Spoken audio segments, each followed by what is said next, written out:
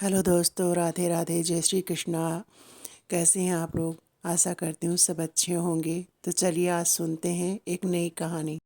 चार दोस्त थे। उनमें एक ब्राह्मण, एक खाती, एक दर्जी और एक सुनार था। एक दिन चारों सलाह मशवरा कर धन कमाने के लिए परदेश चल पड़े। चलते चलते जब शाम हो गई तो वो सब एक जगह ठहर गए। उन्होंने रात को वहीं रुकने का फैसला किया। तय हुआ कि इलाका सुनसान होने के कारण रात के 4 पहरों में बारी बारी सब पहरा देंगे। सबसे पहले पहरा देने का नंबर आया खाती के लड़के का। तीनों सो गए और वो पहरा देने के लिए बैठ गया। बैठे बैठे उसे पास में पड़ा एक बड़ा सा लकड़ी का टुकड़ा दिखाई दिया। सोचा क्यों ना कुछ कारिस्तानी की जाए, नींद भी दूर हो जाएगी। उसने अपने औजार निकाले और उस बड़े से लकड़ी के टुकड़े को संवारने लगा। रात का पहला पहर खत्म होते होते उसने उस लकड़ी के टुकड़े को तराश कर एक सुंदर स्त्री का पुतला बना खड़ा कर दिया और दर्जी के लड़के को उठाकर खुद सो गया। जब दर्जी का लड़का बैठकर पहरेदारी करने लगा तभी उसे प्रतीत हुआ कि सामने कोई खड़ा हुआ है। पास जाकर देखा तो एक काठ का पुतला है। पुतले को देख मन ही मन खुद से कहा, क्या खूब कारीगरी की है खाती के लड़के ने, पर मैं भी किसी से कम नहीं। उसने भी अपने सामान से वस्त्र और सुई धागा निकाला और लग गया। रात का दूसरा पहर खत्म होते होते उसने एक सुंदर सी वेशभूषा बनाकर उस स्त्री के पुतले को वो पोशाक और चूड़ियां पहना दी। अब पहरेदारी की बारी थी सुनार के लड़के की, तो वो उसे जगा कर सो गया। नींद तोड़ने के लिए सुनार ने ठंडे पानी से मुंह धोया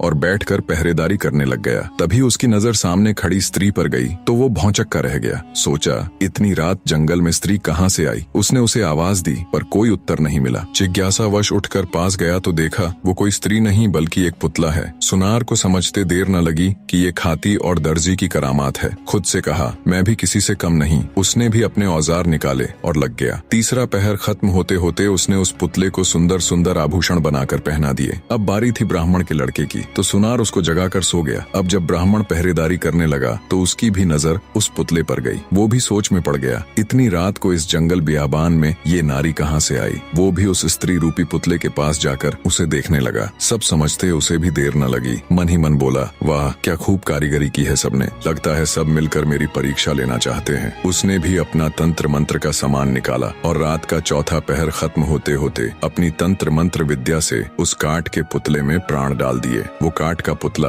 अब एक सुंदर युवती बन चुकी थी। तब तक सुबह हो गई। बाकी तीनों मित्र भी उठ गए। अपने सामने इतनी सुंदर युवती को देखकर उन्होंने जब ब्राह्मण से उसके बारे में पूछा तो उसने सारा किस्सा उनको कह सुनाया और बोला, इस काठ के पुतले में मैंने अपनी मंत्र शक्ति से प्राण डाल दिए, सो अब मैं इसे अपनी पत्नी बनाऊंगा। तब खाती का लड़का बोला, नहीं मित्र, इसे मैंने बनाया है, इसलिए इस पर मेरा अधिकार है, यह मेरी पत्नी बनेगी। दर्जी भी बीच में बोल पड़ा कि मैंने इसको इतने सुंदर कपड़े सिलकर पहनाए हैं, इसीलिए इस पर तो मेरा हक है। सुनार का लड़का बोला कि ऐसा कैसे हो सकता है, मैंने इसे सुंदर सुंदर आभूषण बनाकर पहनाए हैं, इसलिए ये मेरी ही पत्नी बनेगी। कहानी के अंतिम भाग से पहले ये प्रश्न मैं आप सबके लिए भी छोड़े जा रहा हूँ।